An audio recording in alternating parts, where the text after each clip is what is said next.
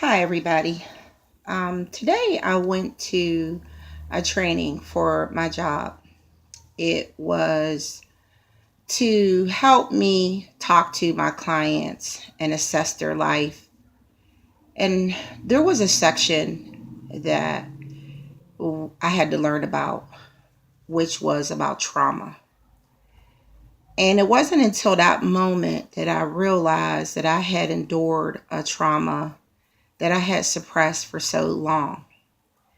And so this morning, as I was watching the news, I saw Gabrielle Union talking about a book that she wrote and about her life.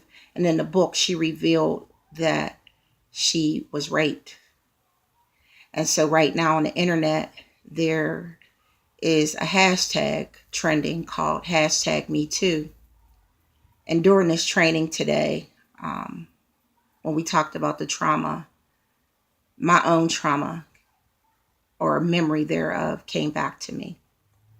And I too was raped when I was 20 years old. So here's my story. I met a guy, he was 39, I was 19. And I was in junior college, probably working on my second major. I had no idea what I wanted to do. I changed major 4 times before I decided that I wanted to have my degree in corrections administration. So I met a guy, like I said, he was 39, I was about 19, and we started dating. And because he was much older than me, I really didn't think that I had anything in common with him. But we would sit and talk for hours about what I can't remember to this date. So this went on for several months, and we became sexually involved. Eventually, I decided that I no longer wanted to finish my degree. And I didn't drop out, but I left school and actually joined the Army. And this guy was the one that actually put me in the Army. So he was my recruiter. He ended up being my recruiter, my Army recruiter. And we dated for a year before I actually got shipped up for basic training. So we dated. Even when I left for basic training in AIT, we continued our romance. I would send him pictures. He would write to me, and we talked about our future plans together, our life together. And when I came back home, um, we rekindled our romance. To me, it never really stopped. And I ended up pregnant. And I miscarried the first baby. And probably 2 months later, I ended up getting pregnant again. And I went to his home to tell him that I was pregnant for the second time with his child. And when I got to his house and we sat down, we talked for a little while, everything seemed normal. But once I told him I was pregnant, he became very angry. So much so to the point that he became physically aggressive with me. So when I told him I was pregnant, we were sitting in the living room. He asked me to come into the bedroom. And I figured, we could talk. Maybe he would calm down. Things would get better. And I remember sitting on the side of the bed and we talked a little bit longer. And then he became aggressive with me again. He pinned me down on the bed and he forcefully had sex with me. Even though this was my son's father, um, the fact that I didn't give him permission to have sex with me at that moment in time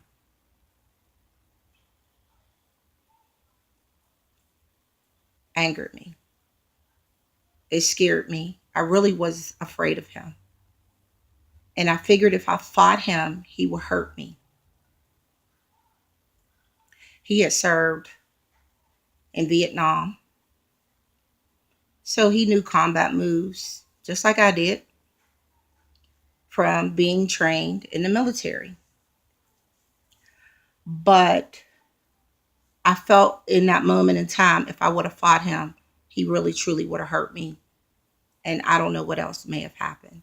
All I wanted to do was survive that moment. And I never told anybody except my therapist. And that wasn't until a couple years ago. I had suppressed that thought and what happened to me. I suppressed that memory because it was so traumatizing. Because here was a person that I decided that I wanted him to be the father of my child. I had talked about marriage with him. He had, at the time, two teenage boys and two young children under the age of 10. And I figured my child would just be a part of that family, his family. And for a while, I had lived with him. But when I joined the military and I came back home, I actually ended up living with my mother. So to me, we had a solid relationship. We had built a rapport. We were planning our future. And I couldn't believe that a person that I had been with for such an extended period of time would do such a thing. He was angry because I was pregnant and he didn't want me to have the baby. He wanted me to abort my son. And at the time, I didn't know whether I was having a boy or a girl. All I knew is that though I was scared to become a young mother, I was elated because I had just miscarried 2 months prior to that. So that is my hashtag Me Too story. And I don't know why today during that training I thought about it. I thought about that memory. I thought about what he did to me. I never pressed charges and I never told anybody because I was ashamed and I felt stupid because I was pregnant by somebody that didn't care anything about me or our child. That was the last time I saw him until my son was 3 months old. And at that time, I had asked him to pay $100 a month in child support.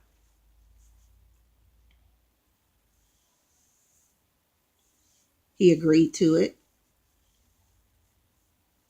He sent $100 one time. He was never involved in my son's life, ever. There were times that I would beg and plead to him to come and spend quality time with his son.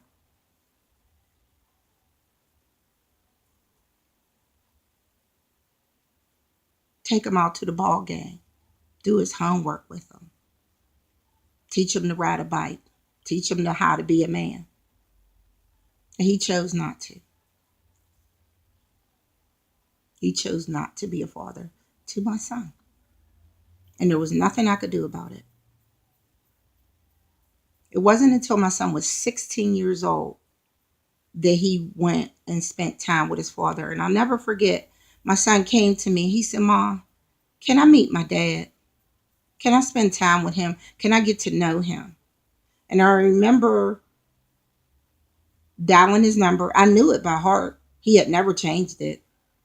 And I called him and I asked him to meet us at King's Restaurant in Penn Hills. And I said, can you come and meet your son? He wants to know you. He wants you to know him. And he met my son. He called him maybe twice after that. And again, he was gone. I do remember him saying thank you to me for raising our son and doing such a good job. But I should have known by how he treated me when I told him I was expecting my son. I should have known then that he was not going to be a father to him. And though it hurt me at that time, it just made me a stronger woman, a stronger mother. It showed me to be the best mother to my son that I could be and raise him right. I homeschooled him for several years. My son is ADHD. He was a child with ADHD. Now he's an adult with ADHD. And I remember just trying to give him the best education. Took him to Boy Scouts. I was active in the school. I was the parent association president. I would volunteer every week. I was a hands-on mother, but I could not replace what he needed and wanted, and that was a father. No woman could be a man. No woman could be a father. And I hurt, my heart broke for my son because his father wasn't there when he needed him. And it was generational because my father wasn't there. And my mother's father wasn't there for her. And her mother's father wasn't there for her. So it was a perpetual cycle. I can't stress enough the importance of being a parent, not just a sperm donor, but a parent to your children. They deserve that. They didn't ask to come here, but they deserve to have a parent that loves them, supports them, listens to them, protects them, provides for them on a consistent and regular basis. Any male can make a child if he's able to. But it takes a man to be a father.